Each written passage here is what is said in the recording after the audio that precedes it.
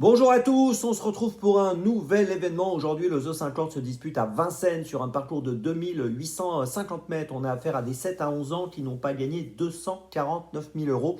Ils sont 16 à s'affronter dans cette course qui s'annonce assez ouverte, même si vous allez le voir, on a quand même quelques points d'appui qui ressortent logiquement.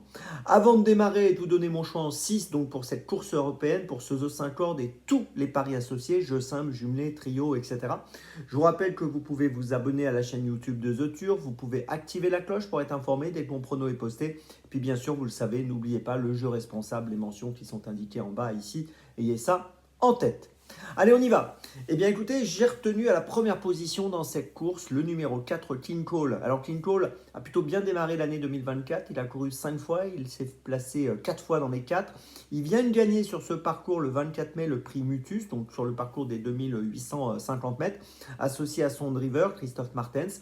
Et je pense qu'une nouvelle fois encore, il doit jouer le premier rôle. C'est le point d'appui logique et sérieux de la course, donc je vous invite à lui accorder vraiment beaucoup de crédit. En deuxième position, j'ai placé le numéro 6, Fogo Pico. Alors Fogo Pico vient de gagner le 15 mai dernier sur 2100 mètres départ autostart. Il est déféré des 4 pieds, associé à Eric Raffin. Et dans cette course, écoutez, je pense que c'est un concurrent qui est en forme et dont il faut tenir compte très sérieusement. C'est pour ça que je le place assez haut dans mon choix. Même si, attention, il peut lui arriver de faire des petites bêtises parfois. Mais si tout se passe bien, je pense qu'il peut disputer les premières places. En troisième position, j'ai retenu le numéro 15, Eregon de Jupille. Alors, qui trouve un engagement intéressant. Alors, je l'ai retenu assez haut lui aussi. Il a 246 110 euros de gain pour une qualif à 249 000. Il vient de finir quatrième à Salon de Provence le 23 mai, gagnant à hier le 11 mai. Il est associé à Benjamin Rochard. Il est déféré des 4. Bon, voilà. Je trouve que l'engagement est intéressant et je le place sur le podium.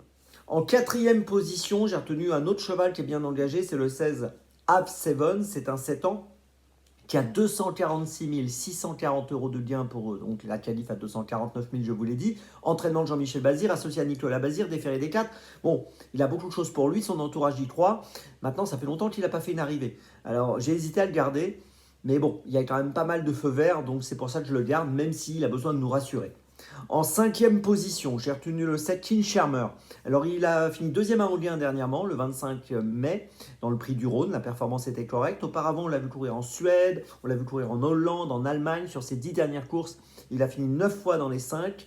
Il est déféré des 4. Je pense qu'il vaut mieux le garder dans notre ticket. Et puis en sixième position, j'ai retenu le 2 Geller Ham, qui lui aussi globalement est plutôt régulier sur ses 10 dernières courses, 7 fois dans les 5. Il vient de finir 3e au Croisier-la-Roche le 22 mai. On l'a vu gagner à Cholet au mois d'avril. Il a déjà bien fait à Vincennes, donc logiquement il est capable de prendre une 3, 4, 5e place dans cette course. Je vous résume mon choix donc pour ce The 50 où on a priori un très bon point d'appui et puis derrière quelques points d'interrogation, vous l'avez compris.